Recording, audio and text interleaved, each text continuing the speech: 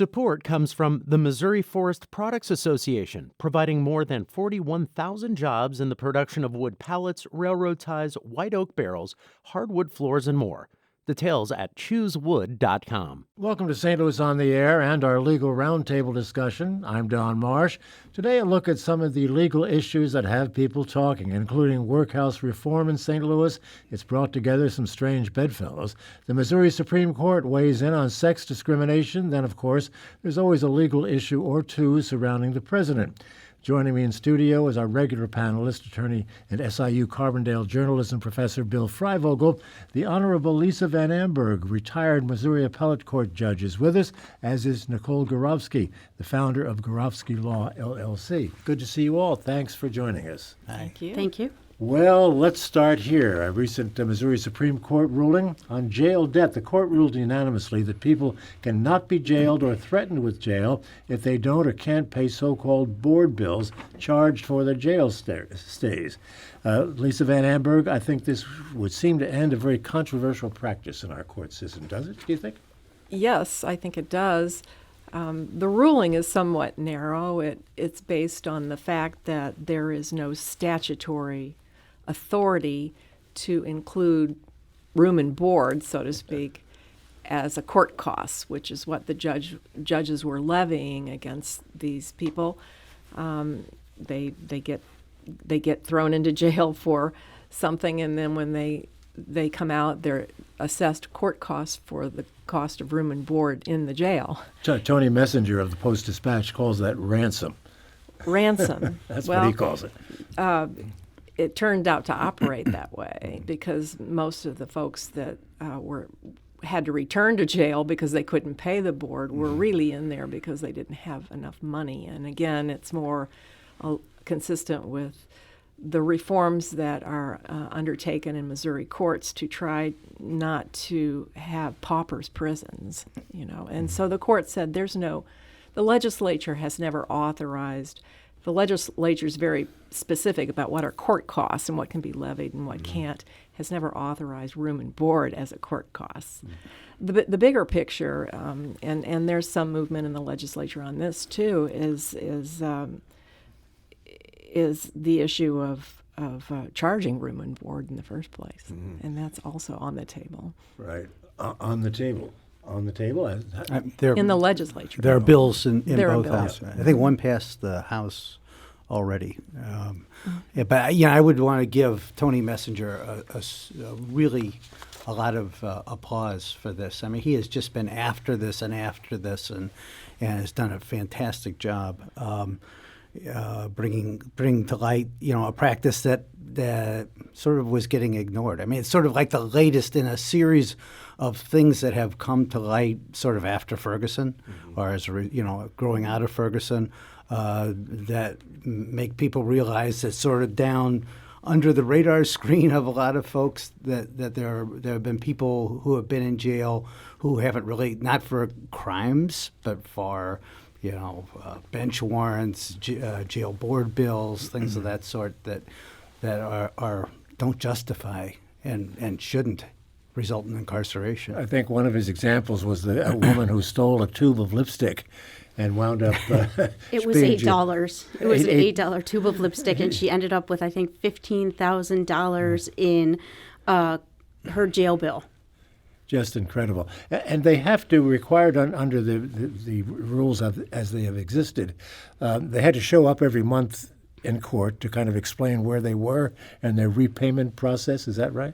That's right. And I mean, this can really lead to a ridiculous result, as we just said, with the $8 tube of lipstick and the $15 board bill. But on top of it, I mean, when we're talking about debtor's prison, and then we're not even giving these people a chance to make the money to pay. I mean, when someone goes to jail, they're not just racking up a board bill.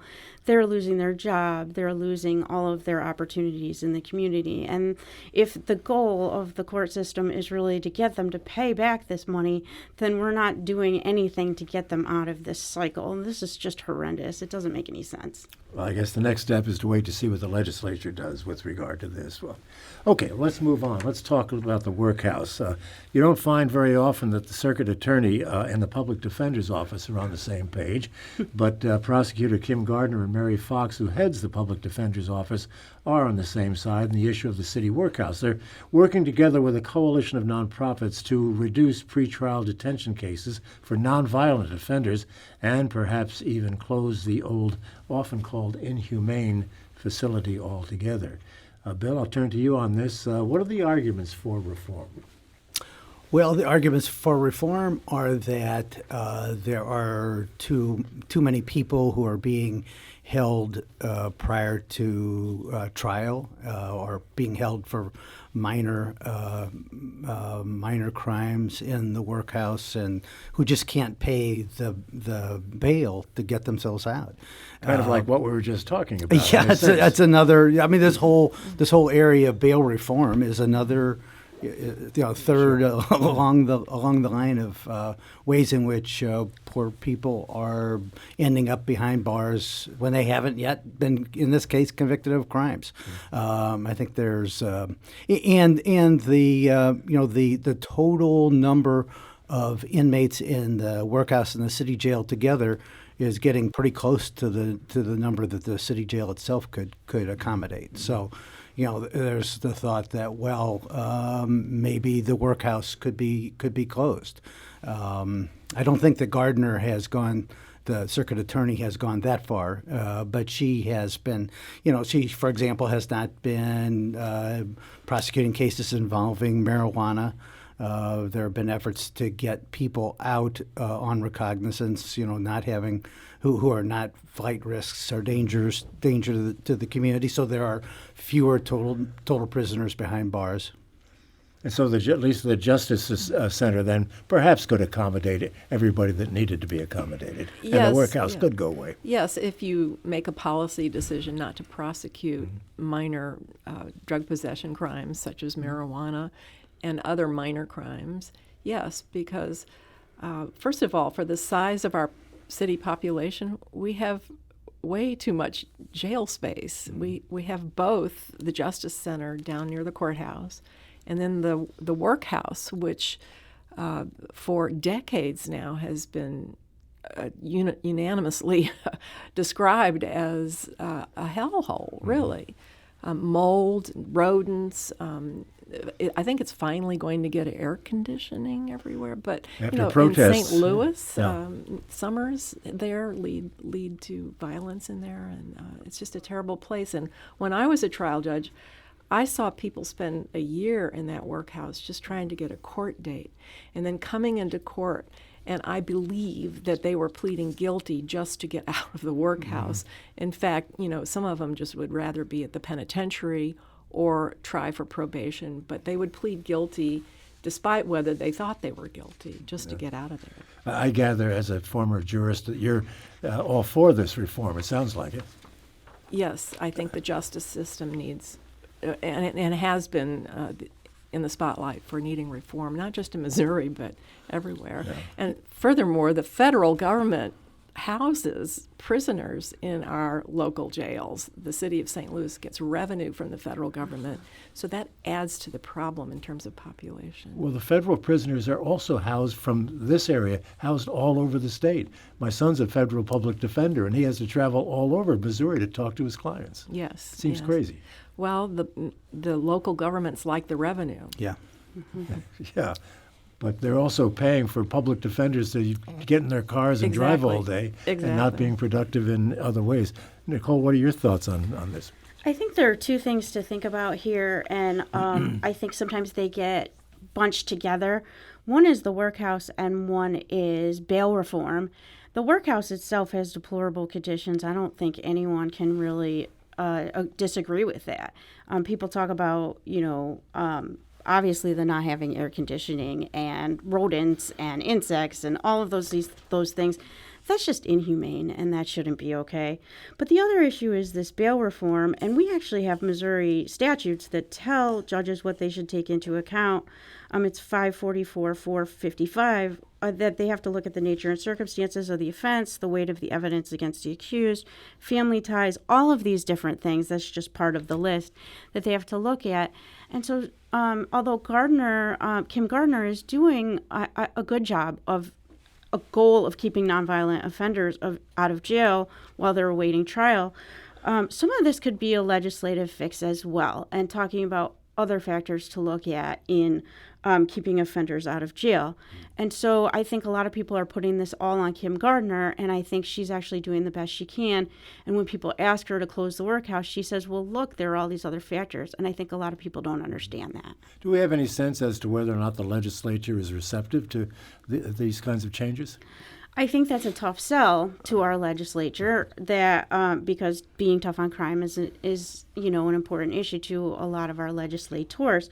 But at the same time, with this bail reform movement, I do think that it's something that can and should be considered, because there are other important factors to keep in mind, like jail overcrowding and problems around the state with this issue. And St. Louis City is not the only county in Missouri that has this issue.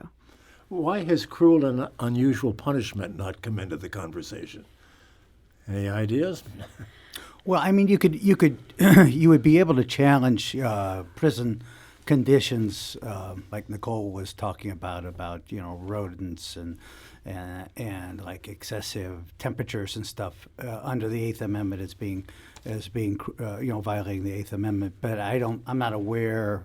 Maybe there has been a case like that challenge that in the workhouse, but I'm not aware of that. But but there is the whole idea that you are innocent until you're proven guilty, and so these people who are awaiting trial on charges, and just cannot meet the cash bail that has been set for them, it does raise constitutional and justice issues. Two other players that have been really involved in making things better are the Bail Project, which is a national project that has a lot of activity here, and also Arch City Defenders has been very involved. And so, where you had maybe 2,000 people in the jail and workhouse about 10 years ago, now we're down to closer to 1,000. Yeah. Any thoughts, Lisa, before we take a break? Well, excessive bail is a form of cruel and unusual punishment. Excessive meaning, you can't pay it and it's unreasonable. And I think that not too long ago we were imposing, $35,000 cash bonds on gun possessions. And so, it is part of the concept of cruel and unusual. But the term has not come up very much in connection with our situation here. No, it doesn't. Let's take a break. We'll do that now. This is our Legal Roundtable panel discussion. We'll come back and continue our conversation in just a moment. This is St. Louis on the Air on St. Louis Public Radio, 90.7 KWMU. Support comes from the Missouri Forest Products Association, providing more than 41,000 jobs in the production of wood pallets, railroad ties, white oak barrels, hardwood floors, and more. Details at choosewood.com. Now back to our conversation with Lisa Van Amberg, former appellate court judge, Nicole Gorofsky of Gorofsky Law, LLC, and Bill Freivogel, journalism professor at SIU in Carbondale. Bill, I'll turn to you on this one. Maybe you can help make some sense out of what's going on with Kim Gardner and Judge Mullen and the raid on her office and the request for the server in connection with the Greitens case. It's pretty confusing to me anyway. Well, it's confusing to me too. I wish I've been trying to make sense of it, and with maybe some only limited success. I mean, this is it's a really unusual case that has, developed out of that Greitens prosecution that Kim Gardner led. I guess that would be a year ago at this point, and so at some point the city councilor's office, acting on behalf of the police department, not a fan of Kim Gardner's at this point, acting on behalf of the police department, asked the court to appoint a special prosecutor. Judge Mullen appointed Jerry Carmody, as a special prosecutor. And the prosecutor's supposed to be investigating whether or not the former FBI agent hired by Gardner in the Greitens case had committed perjury in connection with whether or not he was taking notes when interviewing the woman who was at the center of that case.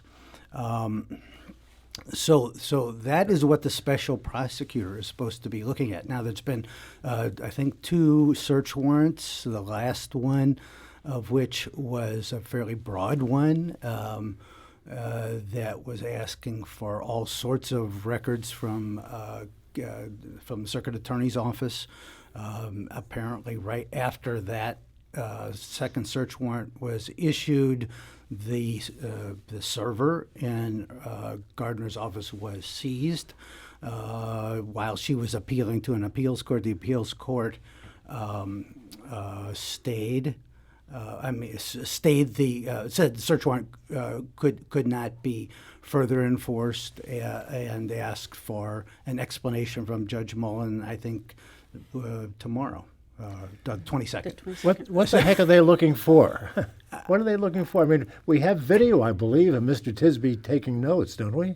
I think that we do. I mean, it certainly feels as though this has just become a central part of a broader fight between Kim Gardner and the police department, that has all these other elements to it too, like the list of St. Louis police officers whose testimony is not thought to be reliable, and a number of other issues. But I mean, I don't myself remember a similar kind of special prosecutor investigation of a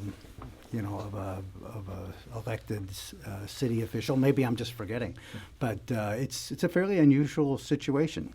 Lisa Van Amberg, does it make you wish that you were back on the bench and that you could have this case? What's your ruling? No. But it makes me wish that, what's happening locally with the election of Wesley Bell and Kim Gardner is, I think, a huge shift in our politics and the participation of people of color in running for office in St. Louis area. And there's going to be, because of our history of racial tension, there's going to be this kind of conflict. And I think it's just a painful transition, personally. And it's also, it's also the art of governing, which is new to newly elected people, young people, people of color. I know Wesley Bell has hired former Judge Mike Wolf as his advisor. Right. Kim Gardner, I'm not sure who's advising her, but I think she could use some good advice and some schooling in the art of governing, and I, which means compromise, and openness, but we're just seeing some growing pains, I think. A new generation clearly is moving in, and times are changing as a result. And you see it in the federal government as well, in Congress. Absolutely. Nicole Gorowski, speaking of Wesley Bell, the St. Louis County Council has asked Mr. Bell to investigate Steve Stenger. The county members, including members of Stenger's own party, are calling for his removal, and they want the investigation. Wesley Bell has indicated he doesn't want any part of it, but can he be compelled to conduct this investigation? I don't think so. I mean, I was a prosecutor for 10 years, and I am with Wesley Bell. He doesn't want to touch that with a 10-foot pole. And I think that's the right choice on his part. The statute, or the charter, I guess, says that Stenger must attend the meetings, or it says shall attend the meetings, and then that's his, right, his defense. And people who are lawyers say shall means you must, and he says it doesn't mean I must. But the thing is, even in the legal world, if it says shall, but there's no actual penalty attached to it, then there's really nothing that you can do about it. And so, I don't have any problem with Wesley Bell actually stepping out of this one, and I would do the same if I was him. I don't think he can be compelled to do anything. I mean, he has prosecutorial discretion. That's one of the benefits of being the prosecutor. Any thoughts from the other panelists here?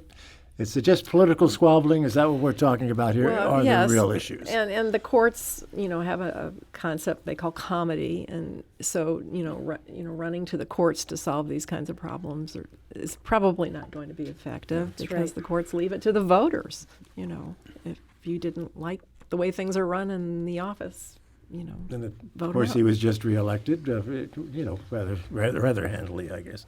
I'd just like to sort of reiterate what Lisa said a couple minutes ago about how Gardner and Wesley Bell are this sign of this sort of revolution, really. I mean, this is actually something that's is happening around the country. There are lots of sort of progressive prosecutors who've been elected in, places like Philadelphia, for example. And really just about everything we've talked about for the first half hour of this show has been a real revolution in this, in justice and prosecution that grew out of Ferguson. The jail bed thing, the possible closing of the bail reform, the possible closing of the workhouse, and then all the actions that Kim Gardner and Wesley Bell are taking in connection with sort of lower level offenses. So it's a pretty exciting time. It is, and just to add to that, with the thing with Kim Gardner and the special prosecution, it's not helpful to the city. It's not, what it's doing is it's just causing more struggle with this kind of transition. It's just, whichever side that you're on, whichever side that you think is right, it's just not a good thing for the city of St. Louis. And the problem is, when you have a special prosecutor seizing the servers for the emails of an entire prosecutor's office that contain victim information and information about all kinds of sensitive issues of prosecution across the whole city, none of this is good for the city. And so to go back to what you said, this is a time of transition, and it is a time of people who are trying to deal with that transition. And I think this investigation is kind of growing out of that, and it's really not so good for the city. Kim Gardner definitely feels as though this is an attempt to get her. Well, there is a bill to allow recall, right? Well, there is an effort to recall her. I think the police union is behind that. Right, and so I think that it's very clear in her filings with the court in this case that that's the way she feels. And I think there's a substantial part of the African American community, if you read the St. Louis American stories, that feels as though this is sort of the white power structure going after the progressive African American prosecutor. Now, I'll agree with Lisa that I think she may need some better advice on some of her decisions. Maybe the prosecution of the governor without having the photo in hand wasn't the greatest idea, although it did get rid of the governor. But on some things she may need some additional advice. But I can certainly see how this certainly looks a little bit like white power structure going after a progressive African American prosecutor. Before we move on to something else, we have a caller who wants to get into this part of the discussion. That's Tom calling from Afton. Let's see what he has to say. Go ahead, Tom.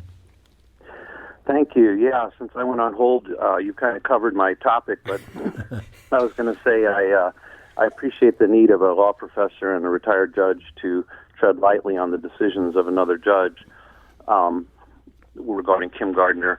But from the man on the street perspective, or the citizen listening to the radio perspective, it sure looks like retaliation and harassment. And I don't think that's a far out interpretation, but it's certainly none of your guests can just say that. So I thought I'd do you all a favor. Thanks. Thank you very much. We have one more caller who I think wants to get into this part of it, but we do have to move on after we hear from Mike, who's calling from Ferguson. Mike, go ahead. Well, good afternoon. Good to hear from all of you. I'm the committeeman for the Ferguson Township and presently running for the council seat there in Ward 1. We are going to implement the consent decree. We are having pushback, but all of the things in the consent decree are the route to a lot of our problems so far as what the attitude is about our community towards our police department. If there is more community interaction between the police department and the community, well, then naturally we're going to have better relations. But the consent decree includes everything in it that has to do with actually hiring good officers, having to do with what is proper arrest procedures, what a person's civil rights are.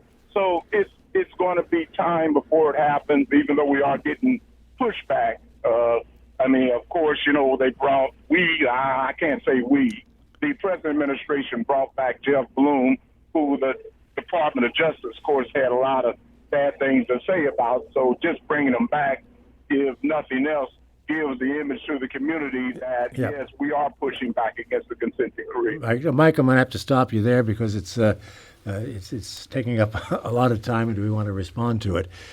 Bill, the consent decree really takes us back to what you've been saying. This is the Ferguson consent decree, and which calls for a lot of the things that we've been talking about. Yeah, the Ferguson consent decree grew out of the Justice Department investigation. It found that the Ferguson Police Department was involved in gross unconstitutional policing violations and made recommendations for how to introduce constitutional policing and more community policing into Ferguson. It's an important aspect of changing things, of reform in Ferguson. And, it's interesting that around the country, these consent decrees are important ways in which to reform police departments that engage in unconstitutional policing. Oftentimes, though, there is police pushback sometimes in places like Baltimore, for example, to consent decrees, requiring constitutional policing. The idea that you get this idea that, but from the police sometimes, that their hands are being tied. They have to abide by the Constitution. Yeah, their hands are tied by the Constitution because that's what we live by. So the consent decree is an important element of the reform. Right. If there's no further comment on that, let's move along. And Nicole, I'll come back to you because we want to talk about Title IX. There's an effort in the Missouri legislature to change the game, as it were, and make it a fairer system, as they say. And this seems to be a reflection of what's going on at the national level with Education Secretary Betsy DeVos looking for the same sort of thing. What changes are being talked about? So the changes recommended in the Missouri legislature, and I must say before I explain this that I am biased because I handle campus Title IX cases on the plaintiff's side quite often. But the changes that are being recommended are a heightened standard of review. So right now the standard of review recommended for campus investigations and discipline actions is preponderance of the evidence. So the recommendation is that it be a higher standard, possibly clear and convincing. Preponderance of the evidence is the standard that is used by civil courts. The other thing in the Missouri proposed legislation is that they not be allowed to call victims survivors, that attorneys, that defendants, I don't even know what to call them if I'm not going to be able to call them perpetrators and survivors, but perpetrators be allowed to hire attorneys and cross-examine victims in part of the disciplinary process, as opposed to how it's previously worked, where there's an independent investigator who investigates both sides and reports to the university, generally without attorneys involved. So that's the proposed legislation. I think generally the way this goes is that we know that campus sexual assault is severely underreported, and the Obama administration came in and put forth some guidance to try to remedy that, and then the pendulum swings. And now this administration is trying to do what they think is going to make it more fair for perpetrators, and then there's going to be pushback on that. And so basically that's what's going on. Some groups are calling this giving more due process rights to perpetrators, although due process is already baked into the system currently. So basically, that's it in a nutshell. Lisa, the critics of this are claiming that this is going to keep more victims, survivors, whatever we're going to wind up calling them or not calling, will inhibit them from coming forward. Does that sound like that's one of the potential effects of this? Yes, it is. I mean, when you, in effect, criminalize what has in the past been a civil system, then you drag the victim into the courtroom. In this case, they're proposing that the courtroom be the board of directors and that there be a hearing, in front of the board of directors, or whoever is the administrative body, decision-making body, becomes the court. And so you can imagine how that would affect any individual's decision to report, to have to sit in that witness chair and be cross-examined by your alleged perpetrator. Bill, interestingly, the county NAACP is in favor of this kind of legislation, claiming the denial of due process at Missouri's colleges disproportionately impacts African American men. Is that well? I haven't seen. I saw that, and it was interesting. And I haven't actually seen the numbers. I did see, though, there was testimony from the Missouri Title IX coordinator before the Missouri House, I think maybe last week or earlier this month, who was saying she thought that there was a great deal of misconception that people were being railroaded by this system. Last year, not a single student was expelled from the University of Missouri for this. Now, I don't know if that means that's a great record, but it certainly doesn't seem to be indicating that people being accused aren't getting their chance to defend themselves. Nicole? That's absolutely correct. So there's a great marketing campaign by, I think, possibly defense attorneys out there, and maybe even some colleges that are saying that young men are being railroaded, and kind of trying to turn this into a boys versus girls issue. And young men are being railroaded and kicked off of campuses everywhere, and the sky is falling. But that's just not the reality. The reality is, of a typical campus that may have, 50 reports of sexual assault on campus, maybe 7 result in, a finding of wrongdoing and a disciplinary action. On a typical university. At least that's been my experience from my research in the issue. So to say that these people are not getting due process, I don't think that the data bears that out. Okay, we're going to take another break now. I think we're done with Title IX for the moment. Again, it's a wait-and-see situation, at least here in Missouri, and certainly on the national level as well. Anyway, back in just a moment. This is St. Louis on the Air on St. Louis Public Radio, 90.7 KWMU. Support comes from the Missouri Forest Products Association. Missouri produces wood pallets, railroad ties, white oak barrels, hardwood floors, and more. Details on the variety of products made in the state are at choosewood.com. And welcome back to our Legal Roundtable panel discussion with attorneys Nicole Gorowski, Lisa Van Amberg, and Bill Freivogel. I'd like to touch on a couple of national things now before we move on to some other things relating to Missouri.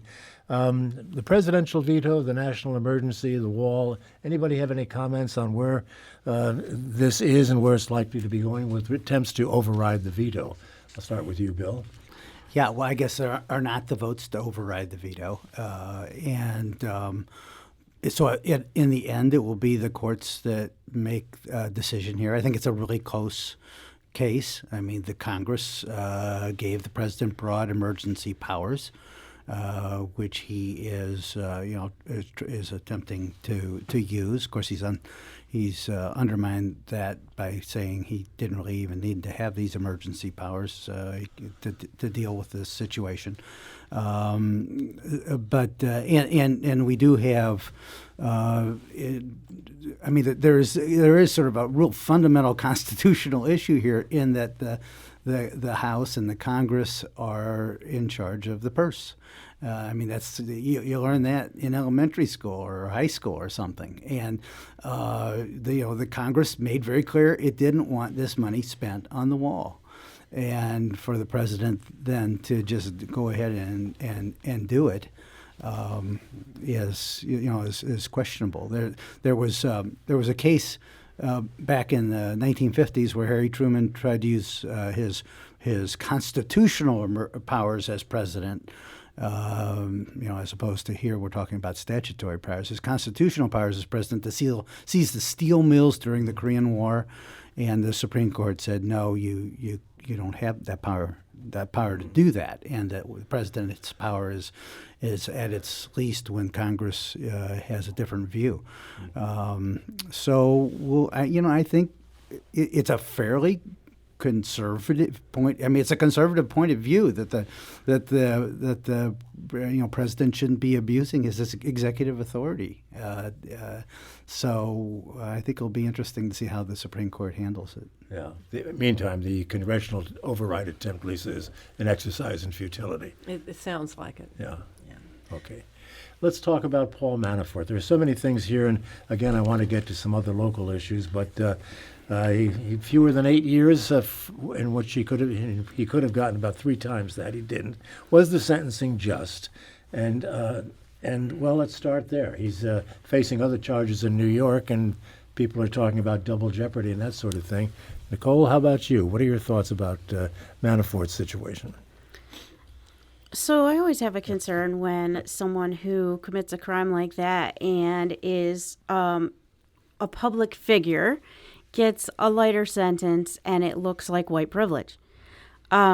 So unfortunately, this kind of reeks of that, and it is very concerning that the sentence is so short in comparison to maybe someone else in society who commits a crime that isn't nearly as serious and gets a longer sentence. I'm sure you've defended people who have gone to jail for a lot longer than 4 years and 8 months or 7 years, whatever it is. Sure, I've been involved in cases people who have gotten much more significant time than that for much lesser crimes. Lisa, as a former jurist, how do you look at that, and in general and in particular, with the way the judges in this particular case have reacted to this? Well, I'm perplexed by the second judge. The judge in Virginia? Judge in Virginia. Yeah. Berman? He was actually the first one. Judge Amy Oh, okay. Berman, the No, second you're one. talking about the in second. D.C., I guess. Yes. Amy she- Berman Jackson, was it? Yes, Or, yes, that's right.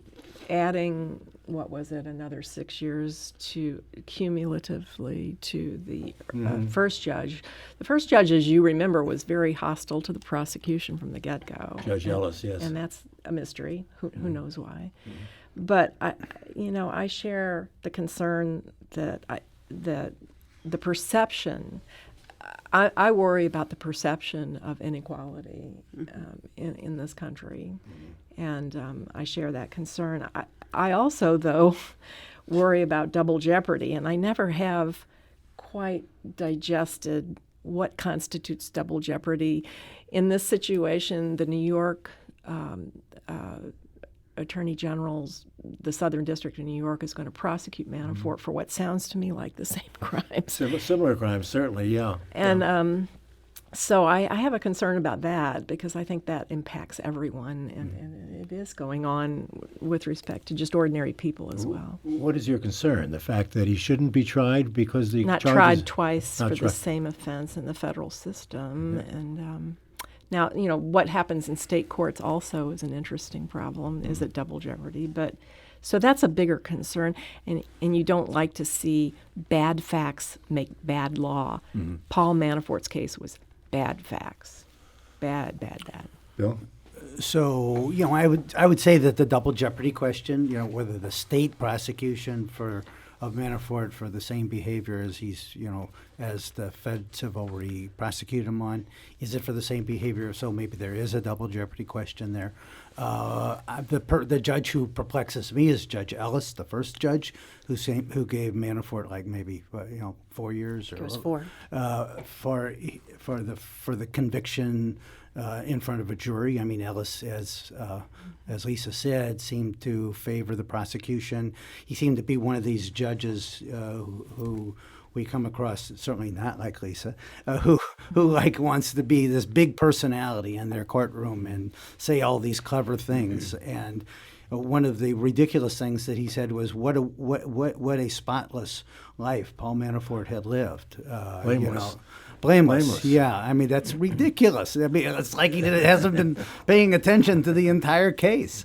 And I thought it was useful that the second judge. Well, I thought it made sense for the second judge, to a certain extent, to compensate for the ridiculously low sentence of the first judge by adding on to it.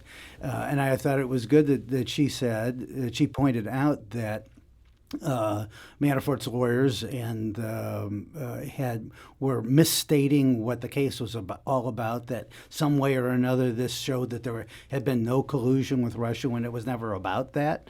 And of course, it didn't stop the lawyers from going right out on the courthouse steps and saying it again. And that's unethical. The lawyer shouldn't have done that. He went out and deliberately, for the second time, after leaving her courtroom, mischaracterized what she said. As a matter of record, it's there what she said. And he went down and said, well, the judge said there was no collusion. And of course, the White House jumped right in to say exactly the same thing. He was the lawyer, Nicole, was playing to an audience of one. I think most people would. That's absolutely right. And you have to be careful. We have bar and ethical rules about what we're allowed to say, especially in terms of having candor. Yeah. And certainly that audience of one was listening. You know, he was out today doing his typical, the way he communicates other than Twitter is, you know, with the blades of the helicopter twirling and shouting over it. And he said today, he'd really like to see. He really like to see he wants the American people should be able to see the Mueller report. Of course, it's up to the Attorney General to decide whether or not it's released. Just last week, he was saying he didn't think it should be. It should. The president said he didn't think it should be released, and he was saying, how after a man has won one of the great elections of all time, could a deputy appoint a person to write a report to try to overturn the election?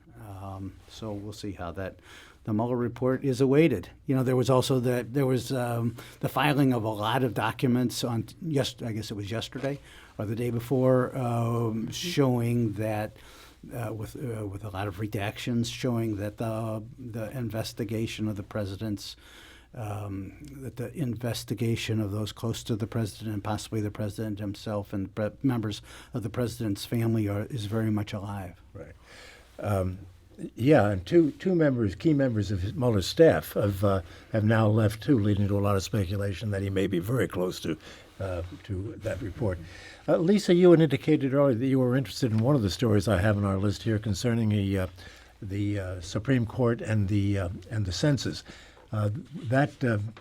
They had agreed to look at that a couple of weeks ago. We talked about it in our last program, but now they have expanded their look. There's a constitutional issue involved as to whether or not they should put a question about citizenship on the next census in 2020. What's the constitutional concern? Well, it's a part of the Constitution we don't think about except maybe once every 10 years. And it's called the Enumeration Clause. And the founders drafted our original Constitution requiring every 10 years that there be a census count of every person in the country for the purpose of deciding how many people should be allocated to one congressperson. In other words, if you are a population dense state, you will have more Congress people than other states. So it's an important clause every 10 years, the census is. It doesn't say count citizens, it says count people. So apparently a federal judge in California struck down the census question about whether you have citizenship just recently. And the Solicitor General of the United States asked the Supreme Court to hear that issue as well, in addition to the issue of just whether the question of whether you're a citizen has a chilling effect upon people answering the census and therefore indirectly affecting the economy of the state or the local government, which is servicing these people with police and courts and fire. And so, this issue of whether you can ask that question, would it violate the enumeration clause requiring all people be counted? And that's an interesting issue to add, and that's going to be in the court's argument on April 23rd. There's apparently a short time deadline for the census questionnaire to get out. So before this, the legal issue had been a judge had said that the administration had violated the Administrative Procedure Act in many ways, in the way it had decided to put this citizenship question on the census. So initially we had the Administrative Procedure Act question, and now this constitutional question has been added on top of it. A lot of people are calling it just a transparent attempt to track down undocumented people.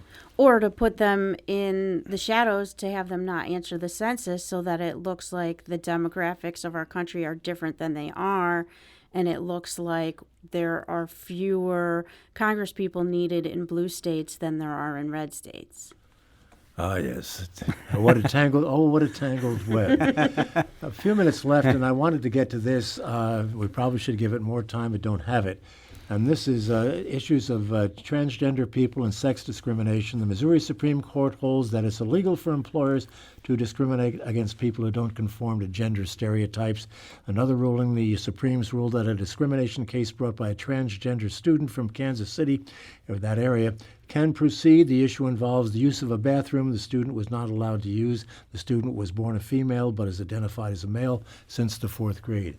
It seems to me, Lisa, I'll start with you, that this is a pretty big deal, these Supreme Court rulings. I think it is. I think it is.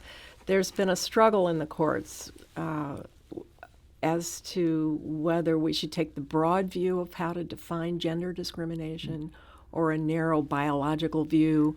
And this struggle is ongoing, but I think these recent decisions show that the court is expanding its vision of what constitutes gender discrimination. Yeah. Nicole, it gives some clarification to something we've been talking about for quite a while. Right, because our statutes don't say that people can sue for sexual orientation discrimination, but it does say that you can sue for sex discrimination. So the court has now said that sex discrimination includes sex stereotyping, meaning if you don't conform to what people think are the behaviors of your gender, that's considered sex stereotyping. So LGBTQ issues will now fall under that heading. That's huge. And it's really important. And even the federal courts are divided on this issue. So, I mean, this has been an area of confusion for everybody. Bill, does this mean we do or do not need legislation to either further clarify?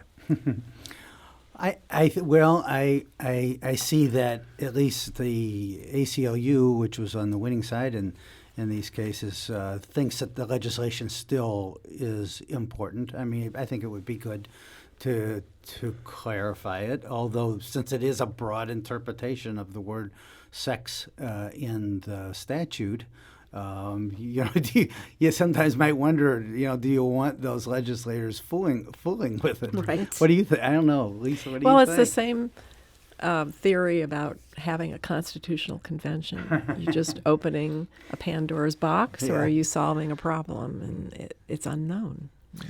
Anybody surprised that these rulings came in Missouri? I mean, they only affect Missouri, obviously, but this is a fairly conservative state.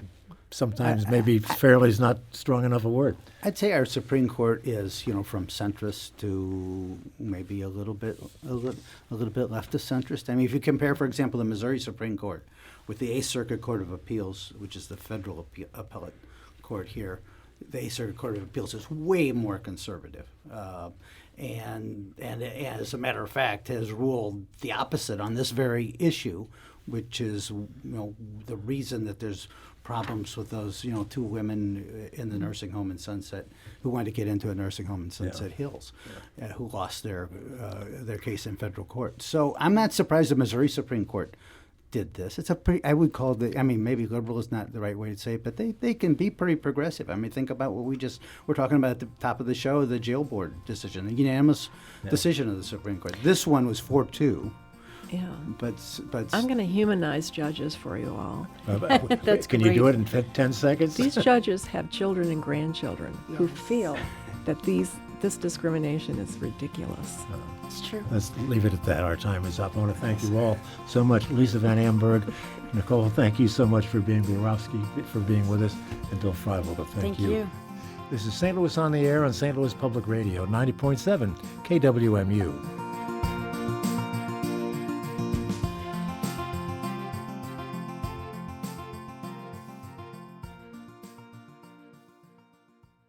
Support comes from the Missouri Forest Products Association, committed to conservation and careful management of the state's forests to make them more resilient and better habitats for wildlife. ChooseWood.com.